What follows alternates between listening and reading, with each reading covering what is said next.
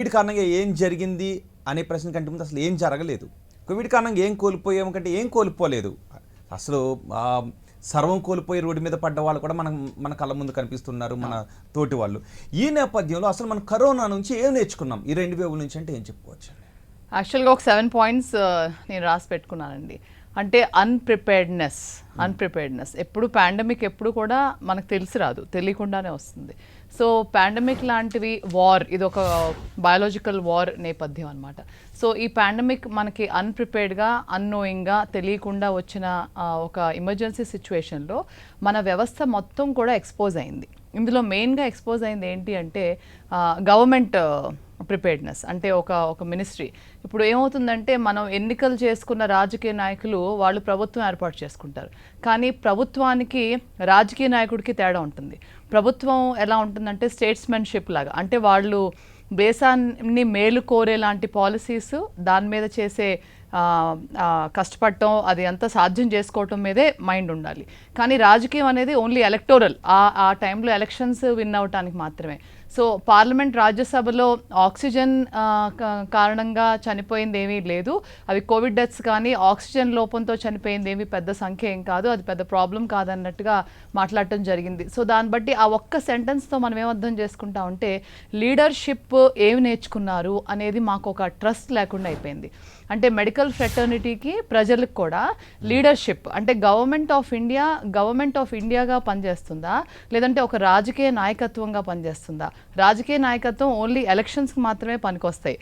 అది తర్వాత social democracy, అంటే మనం పొలిటికల్ డెమోక్రసీ నుంచి సోషల్ డెమోక్రసీకి మారాలి అంటే ప్రజలు ఎన్నుకున్న నాయకులు గవర్నమెంట్ ఫామ్ చేశాక గుడ్ గవర్నెన్స్ని ప్రదర్శిస్తున్నారా, లేదంటే వాళ్ళ పాయింట్ని నెగ్గించుకోవటానికి వాళ్ళు ఏది సబబ్ అంటే అదే స్టేట్మెంట్ ఇస్తారా?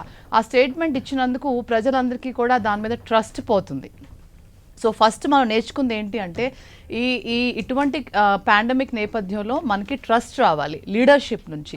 సో లీడర్షిప్ ఎలా ఉండాలంటే ఇటువంటి ఎమర్జెన్సీ సిచ్యువేషన్లో 3 భాగాలుగా, 3 కేటగిరీస్గా ఉండాలి. ఒకటి ఏంటంటే ఎలక్టెడ్ గవర్నమెంట్, అంటే మినిస్ట్రీస్, మళ్ళీ వాళ్ళకి తయారు చేసే పాలసీ మేకర్స్, అది ఒక వింగ్ అవుతుంది. రెండో వింగ్ ఏమవుతుందంటే ఈ ఎక్స్పర్ట్స్, సైంటిఫిక్ ఎక్స్పర్ట్స్, ప్లస్ వాళ్ళకి తోడుగా ఉన్న ఐటీ మేనేజ్మెంట్. అంటే ఈ నేపథ్యంలో మెడికల్ ఎక్స్పర్ట్స్, వాళ్ళకి సహకరించే లాంటి ఫార్మస్యూటికల్ కానివ్వండి, ఐటీ కానివ్వండి, కోఆర్డినేషన్ కానివ్వండి.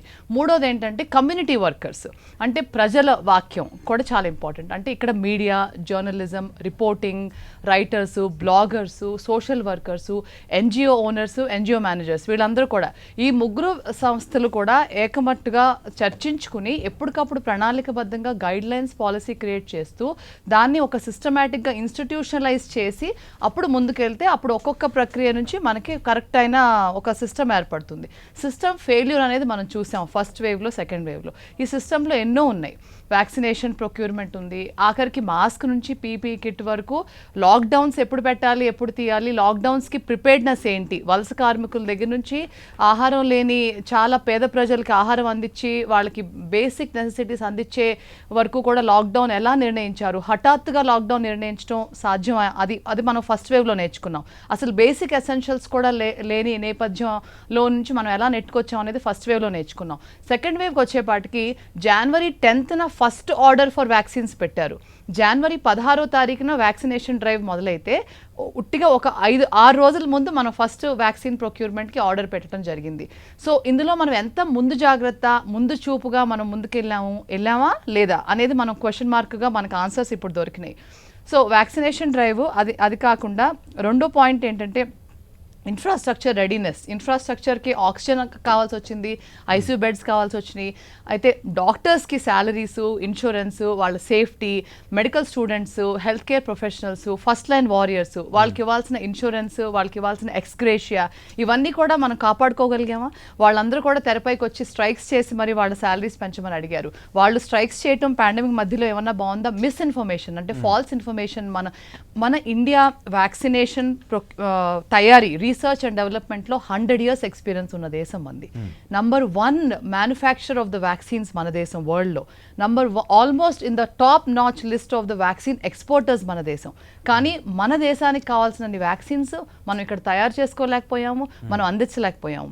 అయితే మనం తయారు చేసిన వ్యాక్సిన్స్ మనకు సరిపడా ఉంటాయిలే అనే భావంతో ముందు మనం వేరే దేశాలకు కూడా వ్యాక్సిన్ మైత్రి అనే ప్రోగ్రామ్తో మనం డిప్లొమసీగా ఇచ్చాం.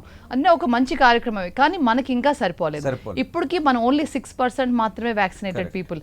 మన దేశంలో ఒక 20% అన్వాక్సినేటెడ్ పీపుల్ 60% ఇన్ఫ్రాస్ట్రక్చర్ మీద ప్రెషర్ పెట్టారు. అంటే 20% పేషెంట్స్ ఎవరైతే వ్యాక్సిన్ అందించుకోలేదో వాళ్ళకు వచ్చిన డిజీజ్తో 60% ఎక్కువ బర్డన్ అయింది ఇన్ఫ్రాస్ట్రక్చర్ మీద. సో ఇన్ఫ్రాస్ట్రక్చర్ మనం చూసాం, ఆక్సిజన్ లోపం ఎలా జరిగింది, మనకి సరిపడా ఆక్సిజన్ ప్లాంట్స్ లేవు. ఆక్సిజన్ ప్లాంట్స్ ఉంటే కూడా ఎక్కడెక్కడి నుంచో తక్కువ రేట్లో ఉన్న ఆక్సిజన్ ఎక్కువ రేటు సిలిండర్స్లో మరీ ఎక్కువ రేటు ట్రాన్స్పోర్టేషన్తో మనం తెచ్చి వీళ్ళందరికీ అందించలేక ఎన్ని డెత్స్ అయినాయో మనం చూసాం. రూయా హాస్పిటల్లో 40 డెత్స్ని 23 డెత్స్గా నిర్ణయించారు. అలా కూడా చూసాం మనం. అంటే డెత్ రిపోర్టింగ్లో కూడా 10 times 30 times less death reporting చేశారు. ఎప్పుడైతే డెత్కి ఎక్స్గ్రేషియా అనేది మనం ఇవ్వటం మొదలుపెట్టామో అప్పుడు ఫస్ట్ బీహారు, ఆ తర్వాత అన్ని రాజస్థాను, తెలంగాణ కూడా, ఏపీ, కేరళ, అన్ని యూపీ, అన్ని చోట్ల కూడా డెత్ రిపోర్టింగ్ 10%, కొన్ని 30%, కొన్ని ఆల్మోస్ట్ 100%. ఇక్కడ మనకి 3,000 డెత్స్ అయితే 30,000 డెత్స్ అని కూడా మనకి తెలంగాణ నుంచి స్టేట్మెంట్ వచ్చింది. సో అది కాక రీసెర్చ్, మనం అసలు ఎప్పుడైనా రీసెర్చ్ మీద ధ్యాస పెట్టామా అంటే రీసెర్చ్ ఆఫ్ ద వేరియంట్స్ కానీ అట్లా ఏ వేరియంట్స్తో ఏ వేవ్ వచ్చిందని కానీ మనం అక్టోబర్లోనే డెల్టా వేరియంట్ తెలుసుకున్నా సరే ఫస్ట్ ఇంగ్లాండ్ నుంచి వచ్చిన పబ్లికేషన్స్లోనే మనకి డెల్టా వేరియంట్, ఆల్ఫా వేరియంట్ గురించి పూర్తి వివరణ అందింది. సెకండ్ వేవ్ అంతా కూడా డెల్టా వేరియంట్తోనే మనం బాధపడ్డాం. కానీ మనకి డెల్టా వేరియంట్ ఇక్కడ అంతగా రీసెర్చ్ చేయకపోవడంతో మనం కొత్త వ్యాక్సిన్స్ ఈ వేరియంట్స్కి అగేన్స్ట్గా తయారు చేసుకోలేకపోతున్నాం. జీనోమిక్ సీక్వెన్సింగ్ మన దేశంలో వచ్చిన వేరియంట్స్ కూడా ఎంత భాగం ఈ వేవ్స్ ఈ వేరియంట్స్కి చెందుతున్నాయి అనేది మన పూర్తి ప్రక్రియ అందించుకోలేకపోతున్నాం. మనం కరెక్ట్ రీసెర్చ్ చేయకపోతే థర్డ్ వేవ్ ఆర్ సబ్సిక్వెంట్ వేవ్స్కి వచ్చే బూస్టర్స్ తయారు చేయడానికి కూడా ఈ వేరియంట్స్ గురించి తెలియకపోతే దాని గురించి వ్యాక్సిన్స్ కానీ వేరియంట్స్ కూడా మనం తయారు చేసుకోలేము. మనం ఎనఫ్ రీసెర్చ్ చేయకపోతే అన్ని దేశాలలో ఉన్న మ్యూకోర్ మైకోసిస్ కేసెస్ ఓన్లీ 100-200 వరకే ఉంటే మనకి ఇక్కడ ఎన్నో వేల కేసెస్ ఉన్నాయి, ఎంతో మంది చనిపోయారు. మ్యూకోర్ మైకోసిస్ గురించి మనం ఇంతవరకు కూడా సరైన రీసెర్చ్ చేయలేకపోయాం. సిటీ వాల్యూ మీద సరైన రీసెర్చ్ చేయలేకపోయాం.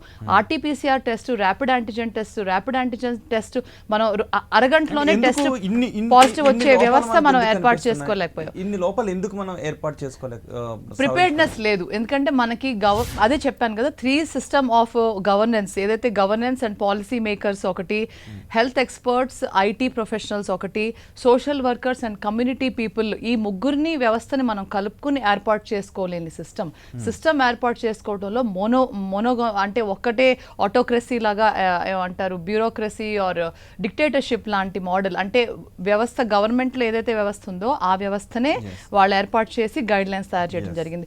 మెడికల్ మేనేజ్మెంట్లో ఎన్ని ప్రోటోకాల్స్ చూడండి, ఆ ప్రోటోకాల్స్ ట్రీట్మెంట్ ప్రోటోకాల్ని స్టాండర్డైజ్ చేయలేకపోయారు. మన ఇండియాలో తయారు చేసే 4 మెడిసిన్స్ ఇప్పుడు ప్రస్తుతం మెడికల్ మేనేజ్మెంట్ ప్రోటోకాల్లో లేవు. 2DG లేదు, పెగ్లేటెడ్ ఇంటర్ఫెరాన్ ఏదైతే యాంటీ ఇమ్యూన్ ట్రీట్మెంట్ ఉందో అది లేదు, ఇటోసులిమాబ్ లేదు, మళ్ళీ ఫావిపిరావిర్ కూడా మన protocol of the medical management లో లేదు. ప్రోటోకాల్ అంతా గందరగోళంగా ప్రోటోకాల్ అంతా రెమ్డెసివిర్ అనుకున్నాం, ప్లాస్మా థెరపీ అనుకున్నాం, మళ్ళీ అవన్నీ వద్దనుకున్నాం. అసలుకే కొన్ని కావాల్సినవి కూడా తీసేసి ప్రోటోకాల్ తయారు చేయడం జరిగింది. దాన్ని మళ్ళీ అప్డేట్ చేయాల్సిన అవసరం ఉంది. ఇప్పటికైనా మెడిసిన్ విషయంలో ట్రీట్మెంట్ ప్రోటోకాల్ ఒక క్లారిటీ ఉందనుకోవచ్చు. ఇప్పుడు కూడా ట్రీట్మెంట్ ప్రోటోకాల్లో కొన్ని అనవసరమైన మెడిసిన్స్ ఏదైతే చాలా పానిక్ చెందేవి, ఇప్పుడు బయట మాఫియాగా మనం ఏదైతే డ్రగ్ ఏమంటారు బ్లాక్లో అమ్మారని ఇట్లాంటివన్నీ కూడా ఏదైతే వచ్చినాయో, ఒక 5,000 మెడిసిన్ 50,000కి అమ్ముకున్న రెమ్డెసివిర్ కానివ్వండి ఆర్ ఇటోసులిమాబ్ ఇట్లాంటివన్నీ కూడా వాళ్ళు తొలగించేశారు ఇందులోంచి. ఎందుకంటే అవి అంత లైఫ్ సేవింగ్ ట్రీట్మెంట్స్ ఏమి కాదు, చిన్నగా 1 or 2% early recovery from the ICU ఉన్న మెడిసిన్స్ ఎందుకు లేవటం అని వాళ్ళు తొలగించడం జరిగింది.